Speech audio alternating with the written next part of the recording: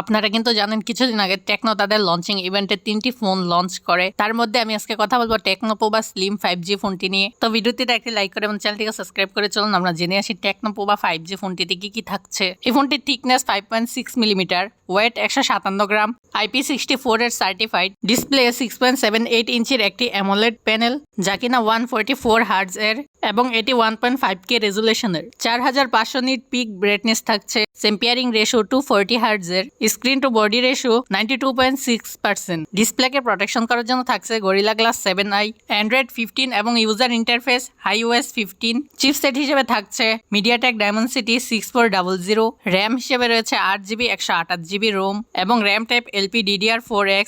Storage type UFS 2.2।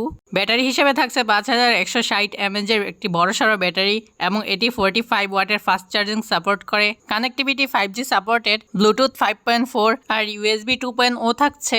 আর থাকছে display fingerprint. এবার তাহলে ক্যামেরা নিয়ে কথা বলা যাক। পিছনে রয়েছে ডুয়াল ক্যামেরা সেটআপ, যার মধ্যে মেইন ক্যামেরা 15 মেগাপিক্সেল এবং 2 মেগাপিক্সেলের আরো একটি ক্যামেরা রয়েছে। ফ্রন্টে 13 মেগাপিক্সেলের সেলফি ক্যামেরা ব্যবহার করা হয়েছে আর এটাতে সর্বোচ্চ 4K তে ভিডিও রেকর্ড করা যাবে। গুগলের দেওয়া প্রাইস অনুসারে এটা বাংলাদেশে 29 থেকে 30 হাজারের আশেপাশে। যাই হোক, এই ছিল আজকের ভিডিও। আর কমেন্ট করে এটা জানাতে ভুলবেন না আপনার কাছে ফোনটা কেমন লাগে। ভিডিওটি ভালো লাগলে একটি লাইক করে দিবেন এবং JR Tech ভিডিও ইউটিউব চ্যানেলটিকে সাবস্ক্রাইব করে দিবেন। তো দেখা হচ্ছে আপনার সাথে নেক্সট ভিডিওতে।